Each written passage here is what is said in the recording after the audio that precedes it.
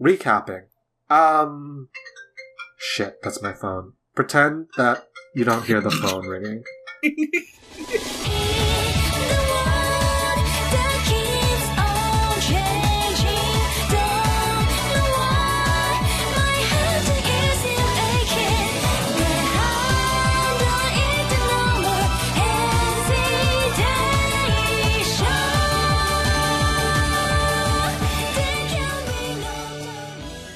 Hello and welcome. You're listening to the TWGOKcast, a reread and rewatch The World God Only Knows podcast. I'm Aquason. And I'm Magile. And today we are covering the Shiori Arc, the Librarian Girl arc, the arc that's in Volume 2 of the manga, and it's the final conquest arc of Season 1 of the anime. And, you know, it's exciting. This is a pretty big arc in terms of, like, significance, I would say. Just because it's, you know, the end of Season 1, sort of. There's, like, a denouement chapter. And it's the second one in Volume 2, which means we've already had 3 ones before. And it's a culmination in a couple ways. Yes, it's very exciting. Alright, so before we begin, we always like to ask a question related to the arcs that we just read. So, Magile, do you have a question for me? I do. Is The World God Only Knows your favorite book? Oh, interesting question. Is The World God Only Knows my favorite book? I mean, it's a series, and the series is released in forms of definite compiled text and on paper with a binding and such. I don't know if I could really say that, like, any individual book in, like, any individual volume of The World God Only Knows is my favorite book. It feels like, you know how manga are released in magazines weekly by chapter or monthly by chapter or whatever? Yep. Like, the publication format of it is that it's not like each individual volume is necessarily its own book, so much as it's like part of a greater whole, you know? Yeah, I get where you're coming from, but I mean, I guess I assume you're taking on the aspect that it's like you should view it from the original releases, because, you know, obviously some manga have like compiled releases where it's like the entire thing, but, you know, that's less practical or something as long as The World God Only Knows. Yeah, as it goes. Yeah, like, I would be like, I feel like a really good book is like a self-contained thing, which, like, you just fully get the thing. And I feel like if I was really trying to think about my favorite book, I'd have to take more time to consider all the books I've read. There is a really good book I've read that is a non-fiction book, which might be in the running, for example. Or, I don't know, I read Devil in the White City. That was a good book. It's too much for me to definitively even name a single volume of TWGOK as my favorite book, you know? Okay, that's understandable. Do you have a question for me? I do. So here's the thing. I feel like I've asked you the questions about, like, what's your favorite book? Or have you read any good books lately? And the answer to that question is always no. Because I know from experience, you do not really read books. That'd be correct, yep. So, instead, my question, I guess, would be, what do you think about social anxiety, shyness, sort of being it seems like a more common thing within fiction post, I don't know, 2010? I'm thinking on it. You weren't prepared for this question, huh? No, I'm also, you know, I'm kind of, you know, shy. I like to take my time to think on things. You know, I want to come up with the right words. I don't want you to hate me for what I say, you know, things like that. That's the thing. I feel like I don't care if people hate me. I just want to sound smart. Yeah, I think the biggest issue is I definitely think it's true that it probably is more popular, but I also like can't think of anything immediately off the top of my head. There was that recent anime about the pink-haired bassist girl, I think, Bochi no Rock. There's yeah. I mean, I don't know. Yeah. Like this chapter arc in the manga talks about it as being like a really, really common trend within, visual novel stories, for example. And then that kind of bleeds into harem anime because there's like adaptation and like influence to there. So like, but also in the Western sphere, I would say that I don't know. It feels like it's definitely been a more thing dealing with, anxiety, social anxiety, people who might not be the same in the way that other people are. I'll just say the word neurodivergent versus neurotypical as like that's a pretty common framing that people will use nowadays, right? So I don't know. Yeah. I mean, I think that's pretty fair. I think you start touching on specific topics you might want to not put a lot of details into, but I understand. Yeah. So you don't have. So the thing, my ambush question requires too much thought for you to formulate a good response to. Is this why you can't answer right away? Yeah, pretty much. You don't ambush me. All right. Next time I will ask a very simple question, like, do you like books? I mean, alternatively, you just follow up on this topic next time. Next time? Since I'll have had time to think about it.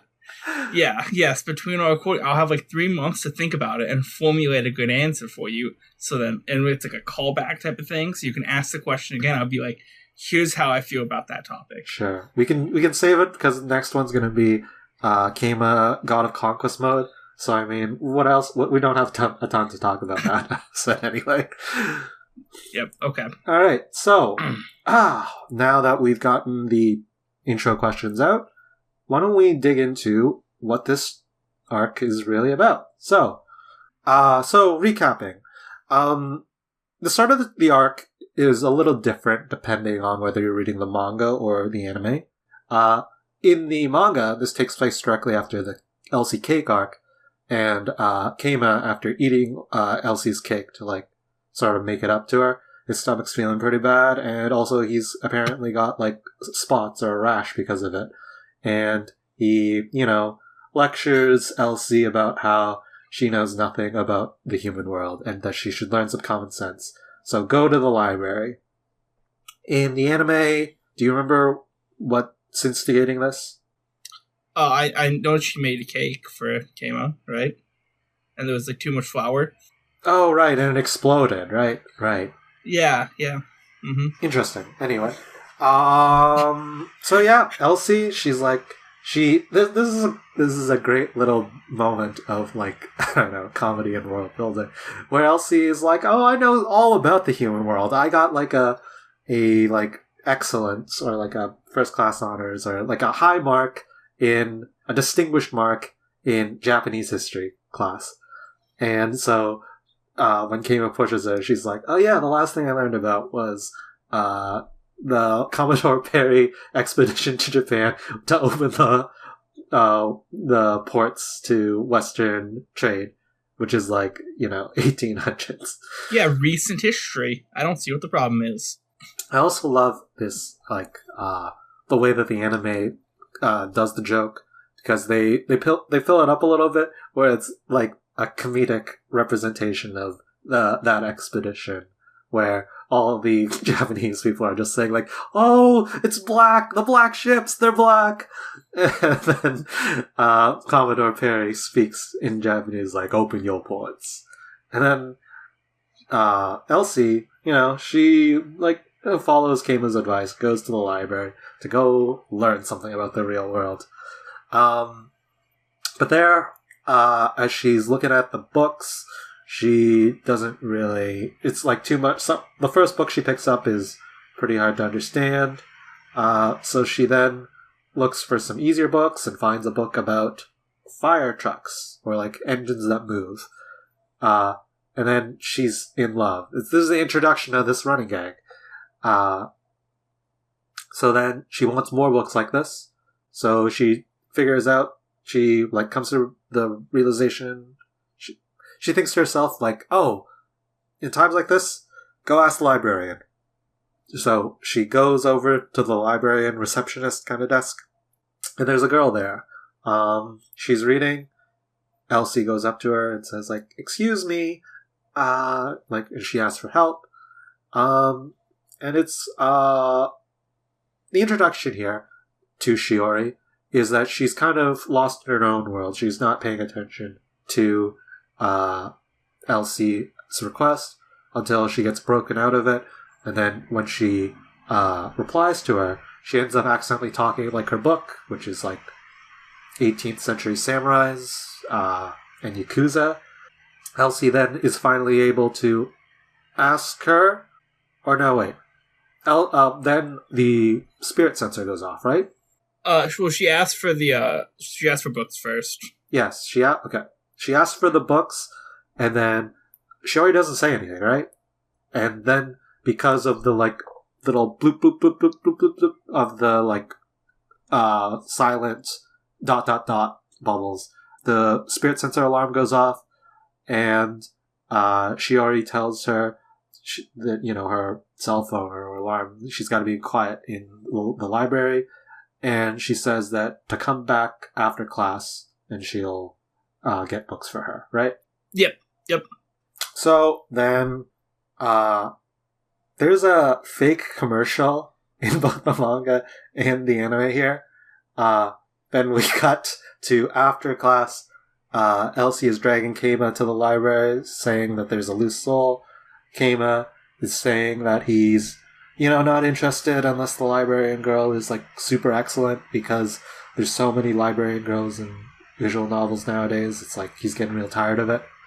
And then when Shiori comes, she's brought this huge, what do you call it? Like cart? Cart? Yeah, I just call it a cart. Yes, it's like pretty flat for a cart. But anyway, she brings a huge cart with like every single book that at all has to do with fire trucks. And she's able to say, like, these books are like pictures of fire trucks. These books are about like fire trucks as like technology. This one book is an account of an arson by a detective. Keima is like impressed at the indexing system, but then we're getting Shiori's internal monologue, and she's talking about how these were all books that she read herself. As Elsie like goes to town reading about fire engines, Keima then, I forget what Keima does. I think the answer is nothing. Because I think Shiori like wants to talk and then they don't. Right. Okay. Yeah, he just kind of observes, I guess. And at this point, Isn't this where Keima says, like, after a little break, that Shiori, like, oh, this will be easy. I've done, like, this a million times. Like, all I have to do is, like, listen to her inner voice. And then Elsie's like, how are you going to do that? And he's like, oh, you just look at the screen. And then he's like, this is real life. There is no screen. And then he's like, oh, this is going to be impossible. So the arc then kind of centers a lot around Keima trying to figure out and uncover Shiori's motivations by, in this case, doing what he does best and pissing her off. So, like, their first encounter is not actually that negative, right? She's, like, putting books away, and she's, like, about to stumble, and then he catches the book that she's about to drop, and her, kind of, right? And she wants to thank him, but she's, like, really awkward, and she can't think about whether she should say, like, oh, I remember you from yesterday or not. And then she tries to say thank you, but she's looking at the title of the book, which is, like, Intro to Economics or something, and she says thankonomics. And then she gets super embarrassed and walks away. I gotta take a moment, have an aside here. Yes. I think thankonomics is, like, one of the most defining quotes from TWGOK. I don't know how you feel about it. I think one of the most defining quotes in TWGOK is, like, the memories, even if they disappear, they'll still be pure in my heart. The memory of my first love, but that's just me. I don't think it has the same ring as thankonomics. Okay, fair enough. Anyway, does Kama then piss her off as she's walking away by saying, like, books, well, we gotta digitize them, we don't need them anymore? Yep. And that's when Shiori is, like, considering confronting him. And then, like, oh, no, it's fine. You know, I gotta let people have their own opinions. There's no reason to start an argument with a random stranger. And then Kama's like, all books should be discarded as soon as they're scanned in. And Shiori turns around, walks back, and gets out the BAKA. Yes, this is such a famous scene. Like, literally, can you guess how many views on YouTube this clip has? I'll give you reference. What year it was uploaded? It's 13 years old now. Oh my god. Can I ask one question? Yes. Is it over 1 million? Yes. Okay. Yeah, that's the thing. I was really hoping you'd say no, but now I have a much wider range of numbers to choose from. You know, assuming that it's been exponentially increasing by year, which I think is entirely not reasonable to assume. I'm going to assume it anyways. It was probably started really slow and it's been arcing up, and it's probably averaging out to like 1 million per year. So how old did you say? It's 13 years? It's 13 years old. So 13 million views. It's actually 14 million views. As of 2025. Yeah, my math almost worked out. It's probably the most famous clip of TWGOK, just out of context, right? Yeah, I would agree. Anyway, so after that famous clip, they like depart. She walks away, she's embarrassed, but she's embarrassed that she wasn't able to thank him, but she was able to call him an idiot, right? Yeah.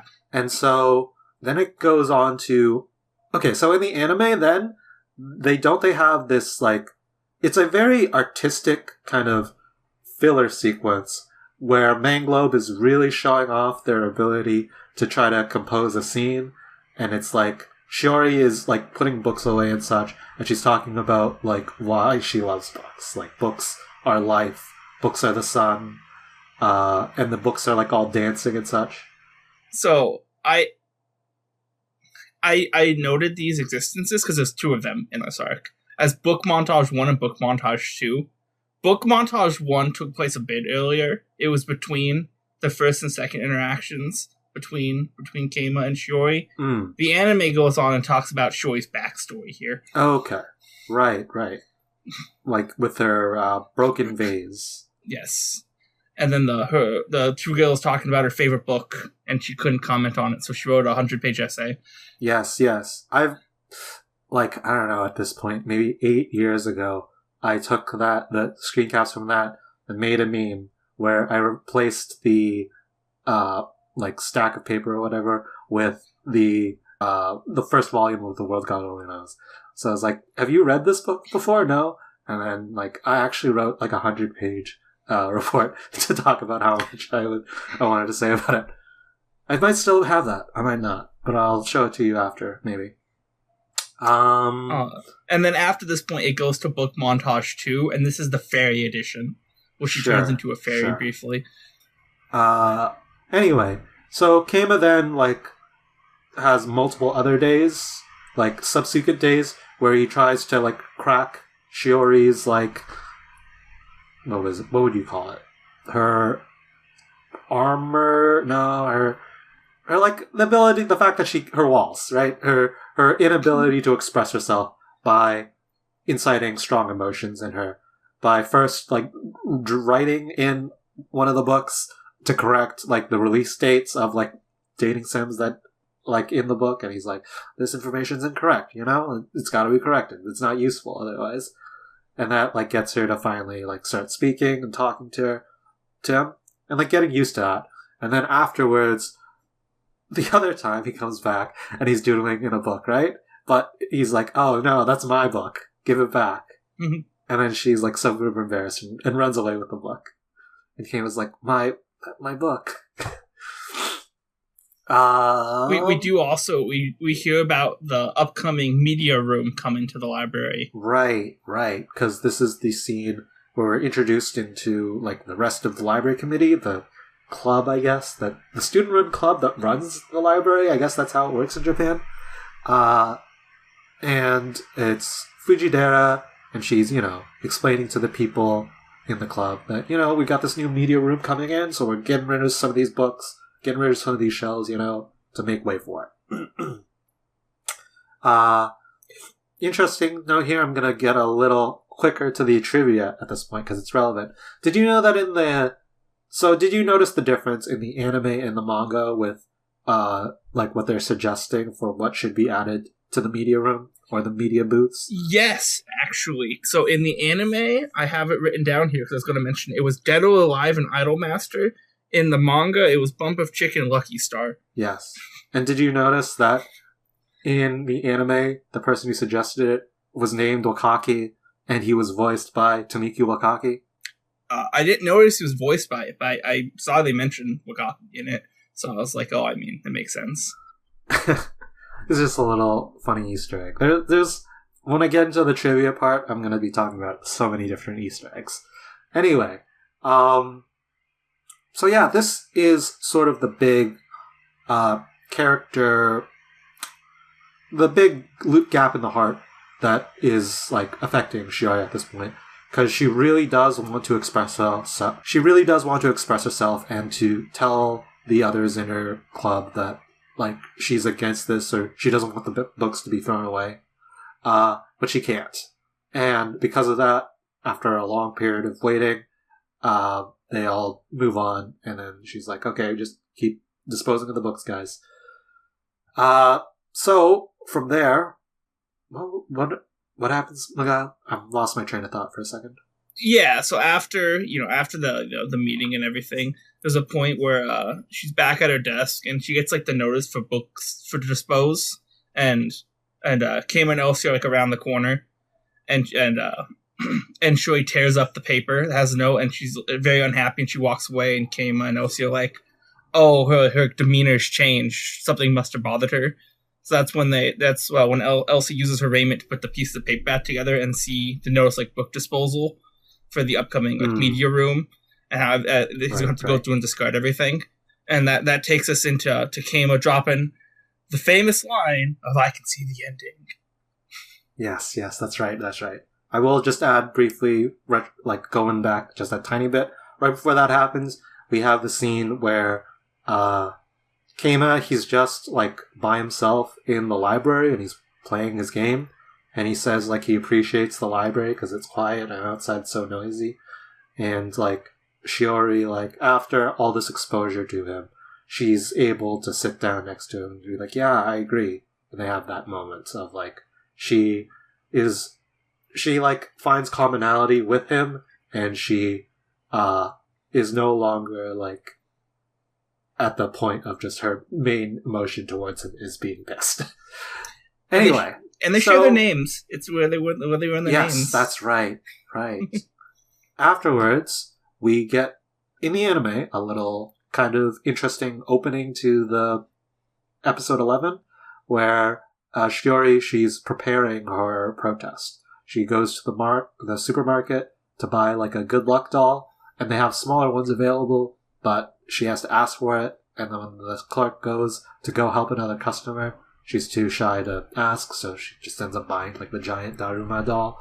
And then there's this really cool sequence in the anime where we get to see her preparations, setting everything up, painting the handwritten protest note, all set to God Only Knows Act 1. That's the full version of the opening. And then we merge back into the manga, where the library committee, they're here to set up the booths for the new thing, but Shiori has locked the library down and is protesting, and they're super pissed and they keep knocking, and as they are trying to figure out what to do in the late afternoon, Keima takes his action and they go up to the roof, and Elsie creates this giant drill hole in order for Keima to sneak in, so that he can join Shiori in her protest.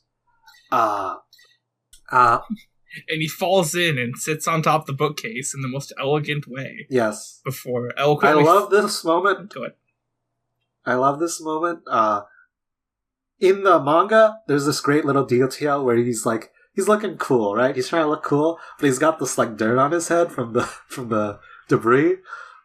In the anime, they don't have that, but they do have a great moment when he falls in the anime, because it's like you can see why Shiori is like attracted to him as like, oh, this mysterious, like really interesting guy, but also you can see Keima, like the guy behind it, where like he's not coordinated enough to have like a graceful like landing to jump down. He falls like on his face, and then he like has to get up kind of awkwardly and dust himself off. But it's very good. After that, she shows him her little fort, and they, as like she reads and he plays his game, they kind of have a bit of a conversation. And Shiori like tells him something about like that why she doesn't want the, like, Keima says something about how, you know, people are bothersome, or like he wishes that he could just stop having reality impose on him. And Shiori agrees with that, but Keima is able, through whatever the specific dialogue was, that he notices there's something specific about Shiori's sort of rejection of reality, or the outside world in this case.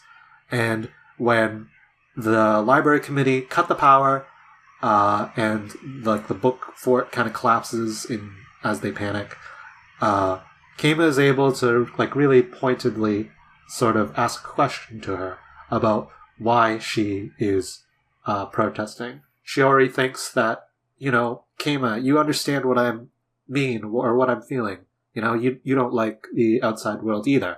But then he's like, no, like, you are scared of, like,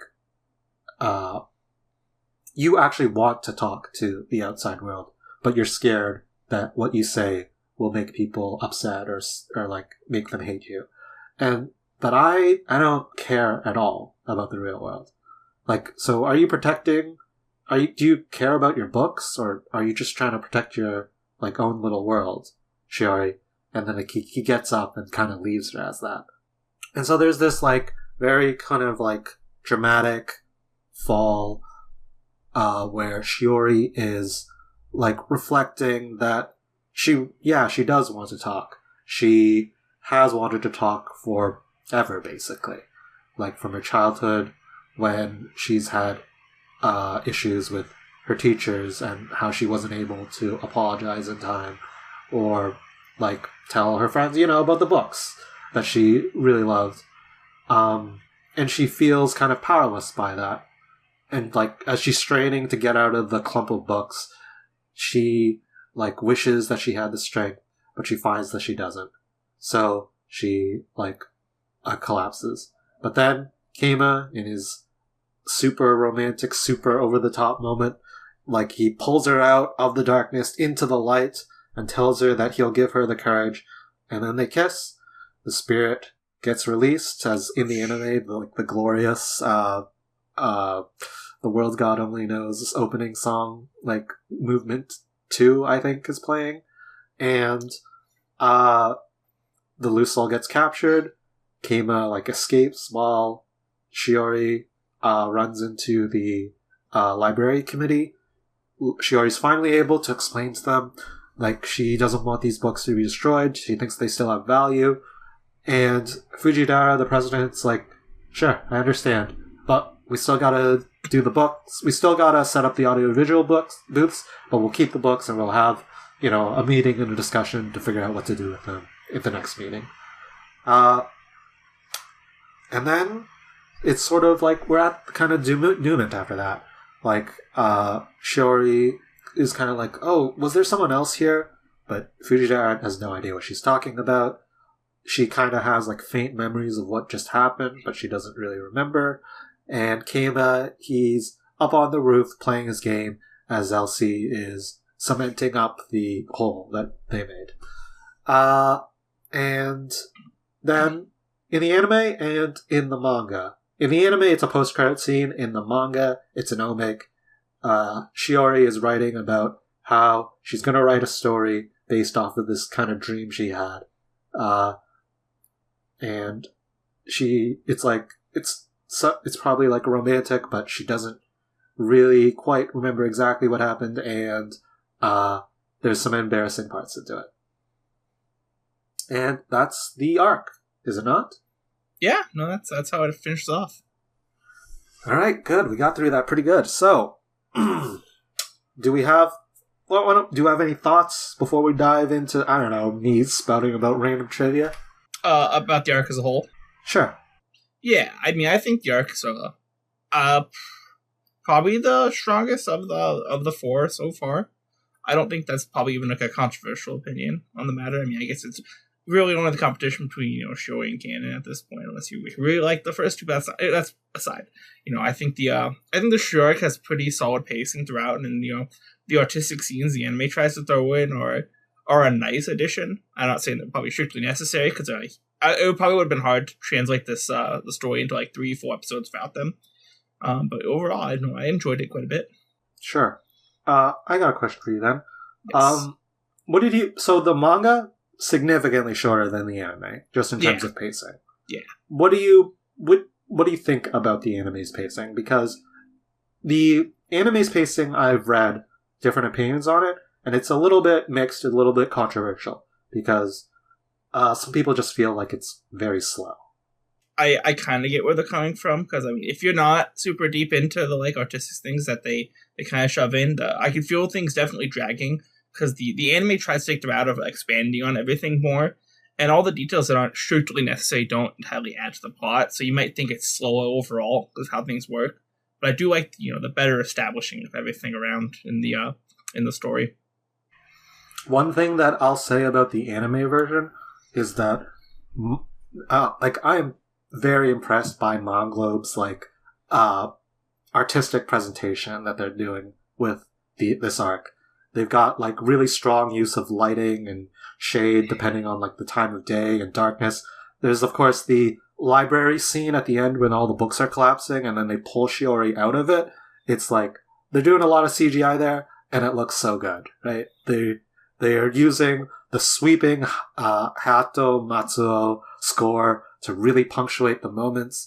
It's like this Monglobe was the company that made Ergo Proxy. They made Samurai Champloo.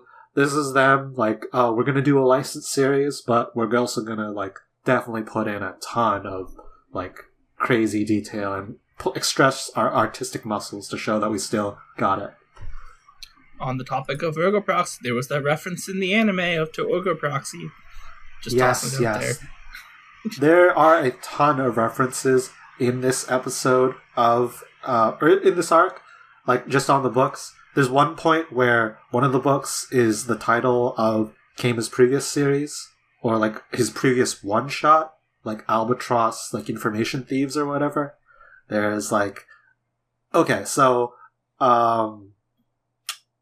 in the anime, there's the Hellion text when Elsie is reading out like a readout of Shiori and be like, class 2C, right?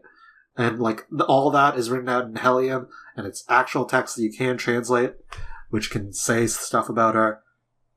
There's like so much stuff like that. Like I recently posted in one of the Discords I'm in, like, oh, if you freeze frame through the point when Kama is being dragged into the library by Elsie and he's playing his game, you can see that they put actual like dialogue within that little thing, like as he's being dragged and he's playing his game, and there's different sprites that the character that he's talking to goes through, and they visibly show him saving the game before he transitions into talking about how library girls are so common. And it's like, wow, Monglobe, compared to Wakaki's other recent anime adaptation, 365 Days to the Wedding, like Monglobe is really, really putting a lot of money, a lot of effort into just doing a lot of crazy artistic stuff and a lot of small details which nobody cares about. You can, of course, stay tuned to watch our 365 Days to Wedding podcast, coming eventually into our list of podcasts in the future. Listen, man, I would do that podcast seriously, except I got too much stuff on my plate.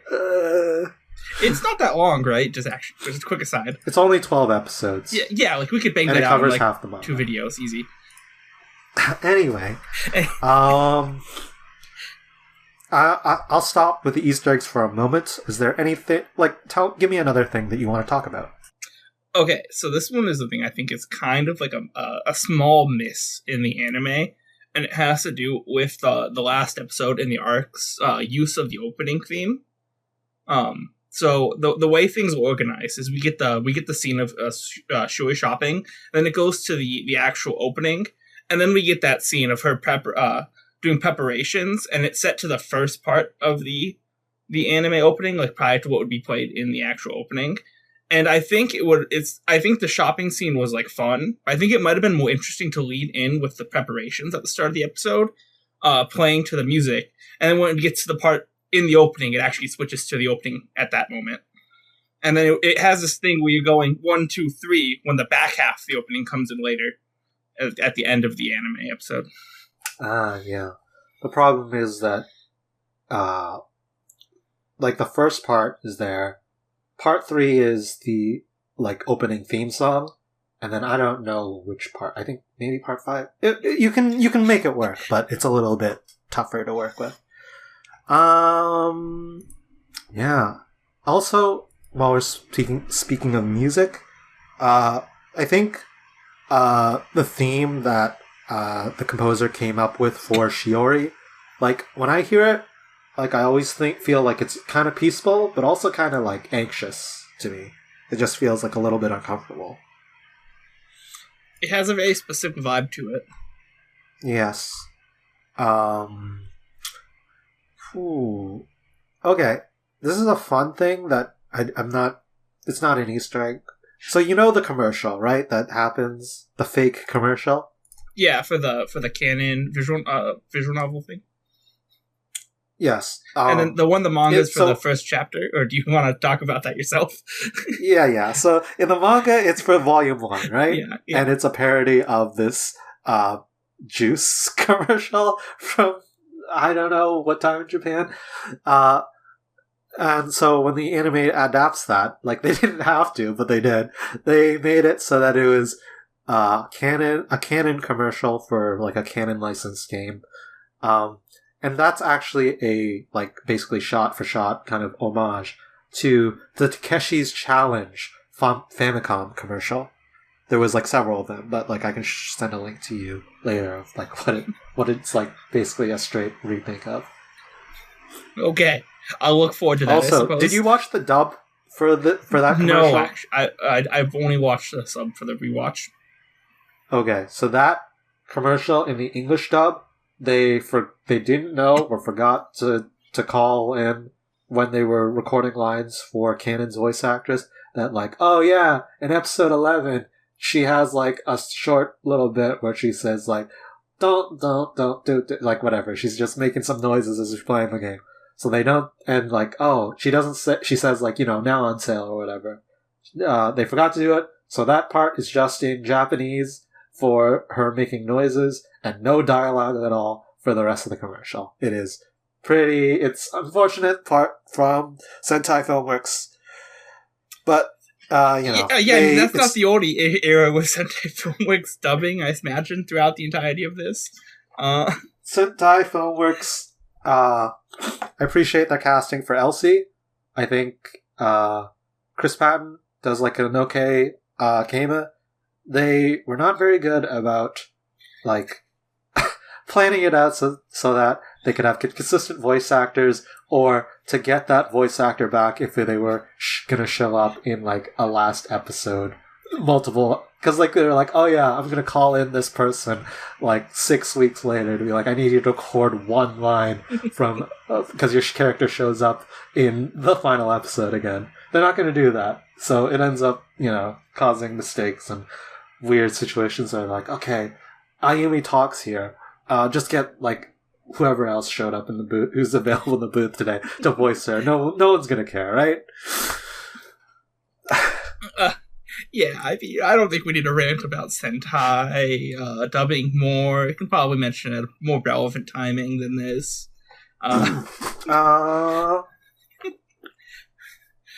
Let me think. So I had some... One thing I'll say about the adaptation, I thought there was a lot of really, like, interesting and really, like, I think there was a lot of smart adaptation decisions. Like, when they... Because, like, in the manga, all the, like, silent bubbles, the ... bubbles, they are just sort of diegetic telling the people that, oh, she's not saying anything, right?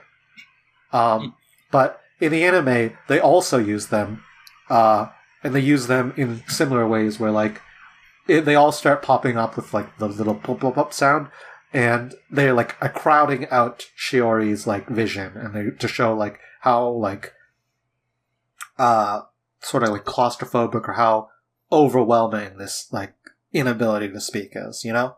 Yeah. I thought the anime does some interesting things where they hide Shiori's mouth, or they don't draw attention to it as she's speaking or monologuing, so it's a little bit ambiguous, and that means that when you're watching, it's kind of like Keima could be able to hear what she's internally monologuing, or because it gets a little mixed up at some points.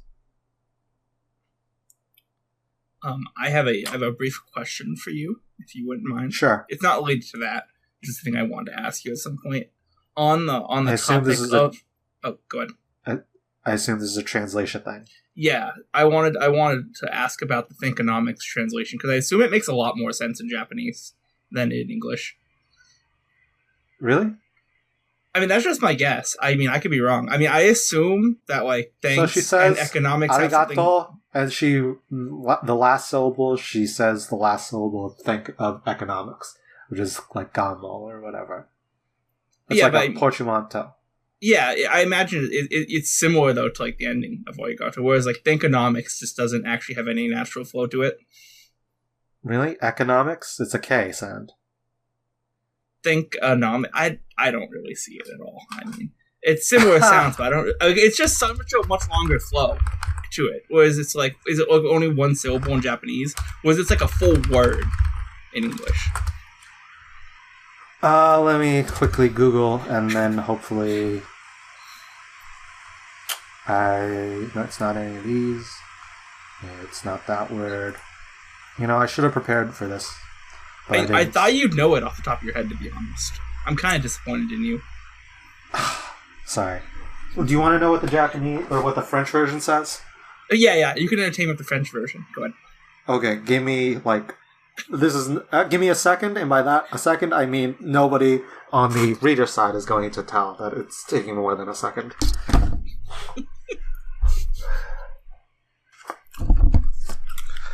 Okay, so good radio right here. I'm opening the book. Can you hear me? No, you can't hear me panning the book, but I'm doing it. And she says, merci pe. Yes, that's it. Do you think that's a natural translation between the two words? So, in French, the book is titled Principe d'économie politique, which means like principles of economic politics, or political economy. And so the word principle, principe, is being mixed with merci. Thanks. No, so the merci and princi. Okay, thank you. I appreciate the French lesson too. Yeah, no problem. Speaking of French, I'm pretty sure that when I translated this, like retranslated the scanlations for this arc, I'm pretty sure I based it mostly on the French version. I mean, I believe that, but I have no way to point to anything that would be more French in the, like, more of like a Japanese to French to English translation. So there are some things that I can point to because, you know, I did it. So, for example, when Shiori is replying to Elsie for the first time, and she's actually speaking in like archaic dialect. In the French version, she says like, "How can I help you, doll?" Like the word for doll, but also like a slang side of old-fashioned way of referring to a woman.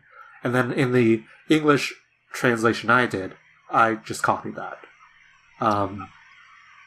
And speaking now, knowing more Japanese and able to compare with what the Japanese original says, she's using de gozaru, which is like a conjugation pattern which nobody uses anymore. I don't know. Another way you could have translated it would be like using the word shall, maybe. How shall I help you, or something like that. It's like something like that. It doesn't really matter in the long run. But apparently, at least one person has messaged me and they thought it was very funny that she used the word doll to refer to Elsie. And they were like, this is good. And I was like, oh, I guess I'm glad they liked my reuse of the French translations idea. Yeah, I mean, I know they use something different in the anime, too. I can't remember what it is at the current moment off the top of my head, though. Yeah, I think it's like ma'am or something. It's like... I was thinking ma'am, but no, this one. They use this one. How can this one help you, or whatever? And it's like, that doesn't make any sense to me, man. That doesn't sound old-fashioned to me. That just sounds poorly translated Japanese. Okay. Do you have anything else you want to say? I still have a lot. I still have a lot to say. Okay. Actually, all right. Let's do this then. Let's dive into this. I wanted to talk about the library as a whole, because they have like an absurdly large library, right? I'm not crazy here.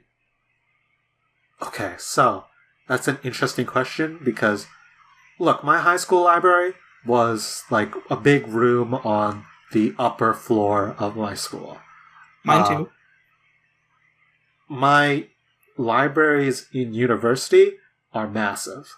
Like, there's this one that I went to, which was like this huge, like, I don't know, 6-story kind of thing, where it's got all these other things, and it's like, it was a serious research, like, library for people doing, like, very serious, like, historical or whatever kind of thing. It's got a lot of stuff. And then the other library that I've been to at university is a lot smaller, but it's very modern, and it's still like 4 floors or something. So would you describe it as like a vaguely accurate interpretation of a library, of the notion that it's a bit excessive for what it's like for the pre-university class levels? But this feels like to me like Wakaki drew a really fancy university library, and he's like, oh, it's a private school. I'm sure like they're rich enough to like afford a like super fancy full individual building library. Because like Majima High is pretty fancy. It's got like a pool. It's got like a running track. It's got school roofs with trees on them, and benches up there. Yeah, it is a pretty wild school in the grand scheme of things. So, I mean, I guess the huge library makes sense. Let me think. No, actually, keep going. I usually explode with trivia. I want you to keep giving me topics to talk about. Okay, so one of the things during the book montages is, we see Shiori a lot in them, and she has this very distinct smile. I don't know if it was notable to you at all, but it seemed like super overly exaggerated to me, because it was like it seemed kind of like a meme-ish smile.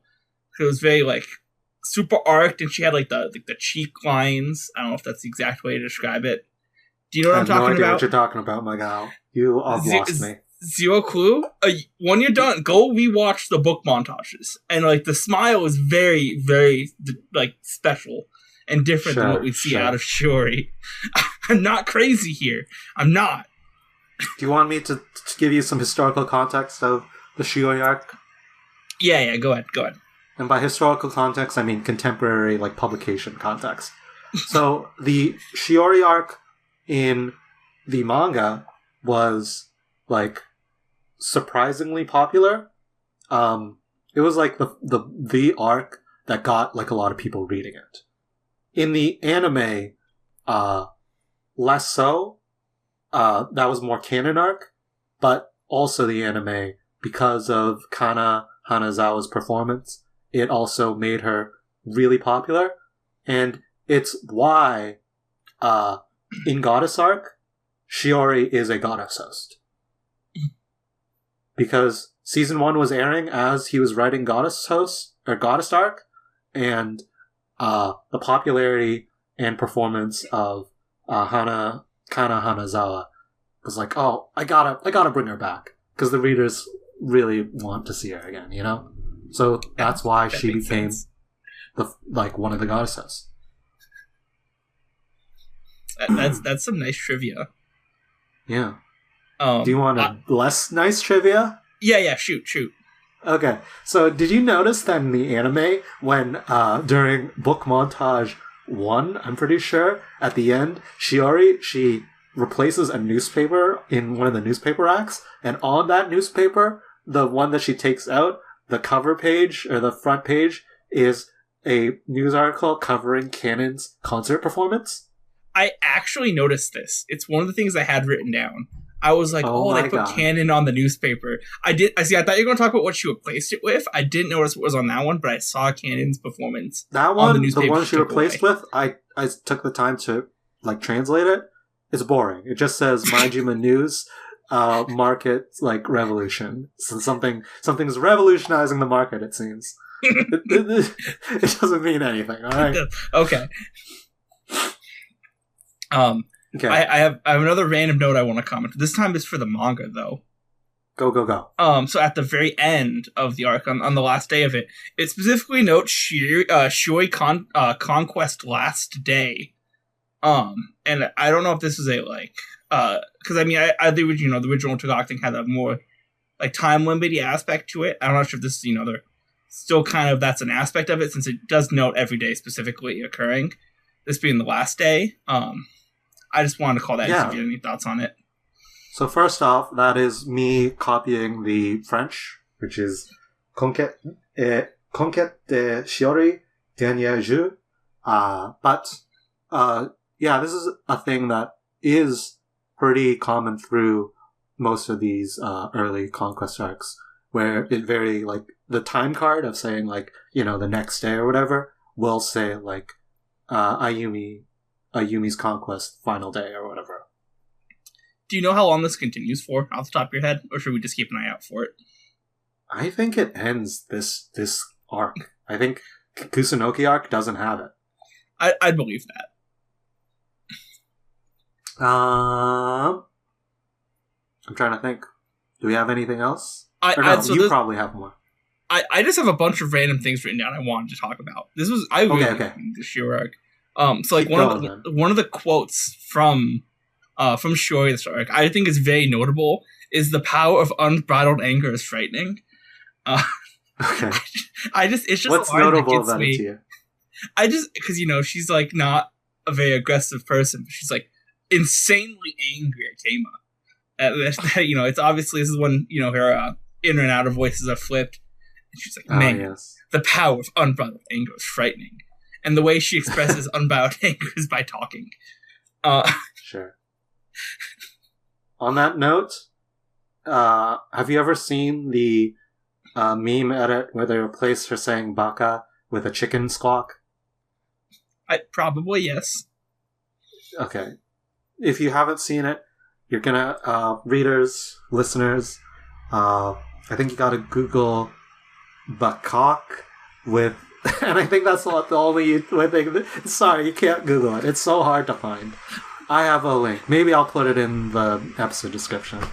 Why don't you just edit it into the video right now? That's going to be so much work. Maybe. Anyway, keep going. Okay. So in the manga, it might be in the anime too. I didn't watch out for it. There's a sign that says "Card games abandoned in the library," and that upsets me. Oh, that's only in the manga. The anime version replaces it with just no, be quiet. Yeah, and I think I like the anime better for that reason. I think card games should be allowed in the library as long as you are being quiet. Right, right. Next. Man,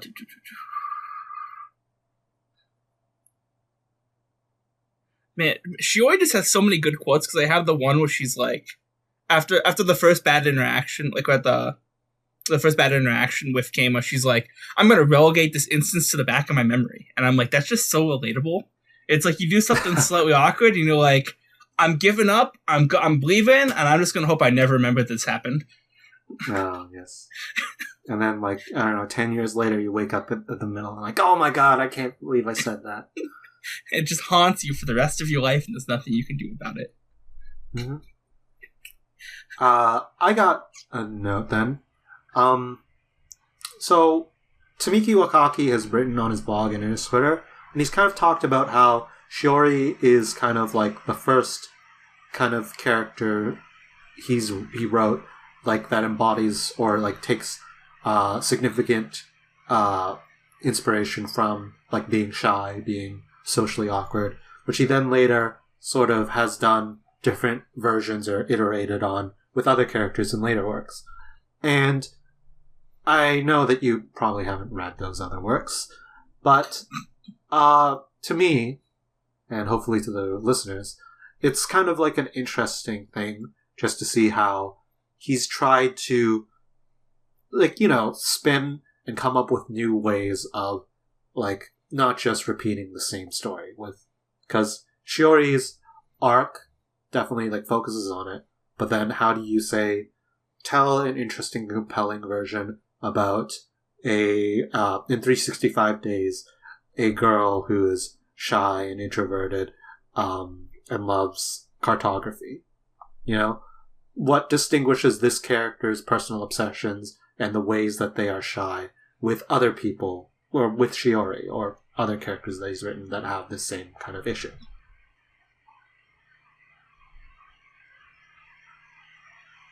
Go ahead, Magile. Oh, okay. Yeah, sure. I didn't know if you want me to comment on that or not. I don't really have anything to say, so I hope you didn't. But me pointing out things I just find really funny while watching this. The second time that Keiwa, is in the library, read in a book, like writing his own book, making changes. I mean, I know the point of it is to obviously get in and talk with Shiori, but I like the idea that he has this hobby of going into libraries with his own books and then like editing them in the library just to make people mad, other than Shiori, because it's just a very funny concept to me that anyone would ever do it. Do you know what I like about that little scene? What's that? In the anime, they give Keima this, like, he does like pen flips, and they punctuate like moments in between her saying things. And it's like not at all a thing that happens in the manga, but like, it's kind of cool, and it gives a nice little sound. You know what? This isn't about anything specific, so I guess it's actually kind of an interesting thing to talk about how Shiori's views throughout the chapters in anime. Because one of her her big thing is stopping the media room or audiovisual room, whatever you want to call it. And she's in like, anime, I don't want. In the manga, they're audiovisual booths, like little, like self-contained little standy kind of stuff. I've had them I've seen them in libraries. Yeah, I know. I think everyone kind of gets what I'm talking about. And then she's like, "Oh, you can get CDs, DVDs anyway. The library should just be for books." And I think as time has gone on, this perspective has actually gotten like really bad. Because I feel like libraries are a place where it allows internet or media access to anybody, just since they're open to the public. Yes. And being able to access, computers, CDs, DVDs to people who wouldn't normally be able to has actually become like one of the defining aspects of libraries in recent times. Yeah, like as a public resource for information and the equivalent of literature, fictional works which otherwise you would not be able to get access to. Yeah. At my local city library, you can borrow games, like Nintendo Switch games, PlayStation 4 and 5 games, Xbox games. You can play chess. There's like jigsaw puzzles you can borrow, and along with like a whole shelf of DVD, Blu-rays, and also like all the computer stuff. Okay, I think that's the last interesting thing I have to talk about. I have other things I could theoretically talk about, but they'd probably be even less interesting than the things I've already mentioned. So I'm going to cut myself off there and leave you to explode if you have anything else you wish to comment upon. All right. So, a lot of them I already managed to take a little bit of time to say the things that I wanted to say. But let's go over some other Easter eggs then. So, okay, so when she's doing, I think, book montage 1, and she's saying, like, books are the sun, or books are suns, books are life, books are the ocean, stuff like that? Yeah, I know exactly what you're talking about. So when she says books are sun, she puts in a book that says, Icarus, it flies sky high. And when she says books are songs, it's a book that's like 36 master poets complete. So there's like, they're doing like visual matching of the small text on the books to whatever she's saying. The second thing related to this is that when she's doing the books are X monologue, this might actually be like a kind of like a translation quirk, because in Japanese, there are times where there are these things that English speakers call eel sentences, where it's like, you're going to a restaurant, and then the person says something that says, like, that sounds like I am an eel, and grammatically that's what it would suggest to be, but what the person is actually saying is, I'll have eel, because it's I, the topic, eel is. And you would think that means I am an eel, but in this case it's I'll have an eel. So it could be that books have, the stars have love, have poetry, have whatever. That could be an alternative interpretation of what she's saying during that monologue. I think, thankfully, the idea of books being the sun, stars makes a lot more sense than the person being an eel. Yes. Okay, did you notice in the anime, the book that she was reading when she wasn't able to talk to Keima, that it was called Cobalt Conversation for Beginners? It's Cobalt? Like, okay, I would ask Cabal. Is it different than that? It is like, not Cabal, as in like a sinister group of individuals plotting. Okay. What Cobalt? What is this word? Okay, Cobalt is an old programming language created in like the 40s or 60s or whatever. It was designed by government committee to be more English-like, because they thought that would make programming for it easier and easier to read. It is not. That makes it harder. And so, but lots of banks and stuff, like important infrastructure was written in it, and nowadays very few people can ever, like, at all engage in it. So they gotta pay, like, retired individuals a ton of money just to be like, hey, we need to update this thing that, like, should not ever be touched. Can you, like, check this and read what this actually is doing? And, like, it is extremely complicated and hard to read, basically. Which is why, that's why it says Cobalt Conversations, because being able to communicate and to understand or to read and write, with this computer program is being juxtaposed against Shiori's inability to talk about her difficulties, Makes sense. Yep. Another book she reads, Child Shiori, in her anime flashback 2 when she visits the library for the first time. She's reading 2 Years Vacation by Jules Verne, which is, it's kind of like Lord of the Flies if it was like, a sunny, cheery adventure novel. So they don't, like, die? Or do they die? No, they, like, survive well, and they're like, oh yeah, It's 2 Years Vacation. That's good. Okay.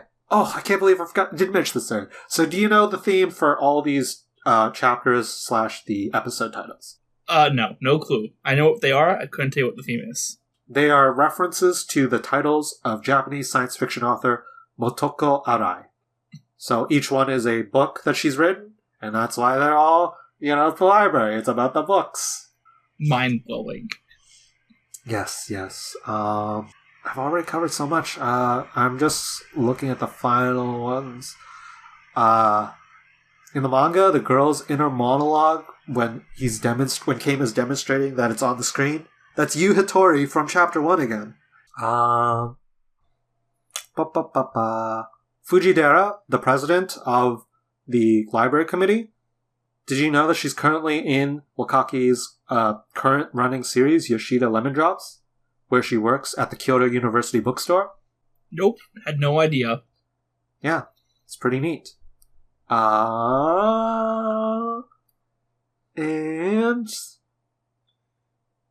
Okay. Final thing then. Because I actually just read through my list and this is kind of like the final thing. The ending bit of the anime where Keima's like staring at the game and the librarian girl in the game asks him to come back again and he's presented with a choice. That was really good, like, unspoken sort of storytelling. Because Keima doesn't say anything and he's kind of silent when Elsie asks him to like help out. And you can tell from his expression and the way that he's like mousing over the two different options that he's kind of like reflecting and kind of missing. Because like, he's kind of missing Shiori because even though the game girl is like asking him to come again, you know, to visit the library again, the fact is that because Shiori doesn't remember him anymore, he can't. So do you think this is kind of like the first view we get into seeing how the conquests are affecting Keima and his wanting to maybe have like a more physical relationship? I'd say the anime does this, for example, a bit in the first episode, right? When Ayumi walks away and like he's like blushing and he's like, it's better off that she's. But this one where Keima, like, he's just by him, he's like just quietly doing this on himself and he doesn't look that happy. It was, this was like a major moment for me when I first watched the series, especially because Crunchyroll had comments at the time. And there was this, like, great comment that someone wrote that, like, I was like, wow, it really does show that Keima's being affected and he's kind of tragic in the fact that he spends this time getting close to someone, falling in love with them. And then because of that, he ends up having to let go of them, but he still has the memories of it, right? Yeah. And I mean, this obviously, of course, gets expanded on more as it goes on. Yes. That's basically all I have. I can, with the magic of editing, I can quickly look up what that original comment is for the listeners at home. Because just wait, trust me, this is actually worthwhile commentary. This isn't just me stalling. Listen, maybe you can be the judge of whether this comment is truly worth all the hassle I'm doing right now. Can you still find them on Crunchyroll? I have no idea. No, but I recorded it. I'm pretty sure. That's really funny. Okay. So, the comment from Deep153 on August 2nd, 2011 at Crunchyroll.com, TWGOK Season 1, Episode 11. It must suck doing what he does, getting close to someone and having them forget all about him while he keeps all the memories. That's it. That's the entire thing? Yes. I thought this was going to be some profound quote. No, it's profound in its simplicity. And how it's the direct... like, I said it in a lot more complicated terms because this guy was able to succinctly just sum it up in just one sentence. Must suck. Brevity is the soul of wit, Magile. Whatever you say. Isn't that funny content, though? Wasn't that worth it? That was peak humor, I have to admit. It got me laughing. Anyway. So, let's do wrap-up. It's like rating, not rating, right? Yeah, how do you want to take first stab, or should I take first stab? You need to take the first stab. How wouldn't you rate it? Okay. I think Shiori Arc it's a complicated arc for me because when I first watched it, I did not like it as much as Canon Arc or Mio Arc or Ayumi Arc. I thought that it was very slow for my taste, and it was not as just straight up engaging or as energetic or as comedy focused as other arcs in the series. I'm also like a big fan of tsundere, like kind of romance.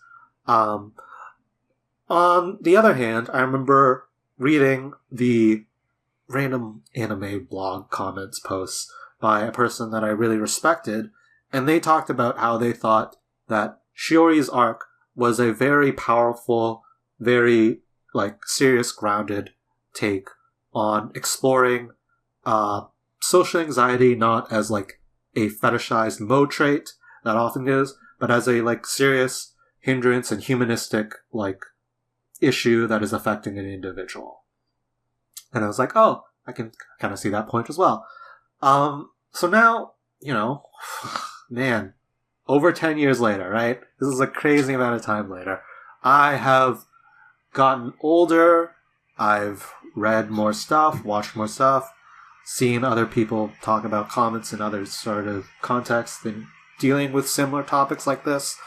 And I appreciate it as a very beautiful, especially the anime, a very beautiful like piece of work.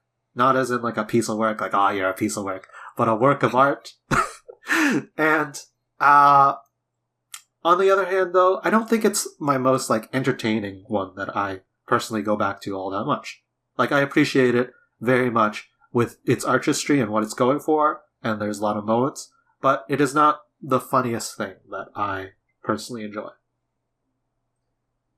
To force you to provide some, not an actual rating, but of the season 1 arcs, would you say what does it fall of the best of season 1? Is it not the best season 1? Where do you fall now on that? Oh man. So here's the thing. I was actually for a little while back, I don't know, 8 years ago maybe, I was gonna do a series where I rated and ranked all the Conquest arcs. And I got up to Mio arc, so it didn't get very far.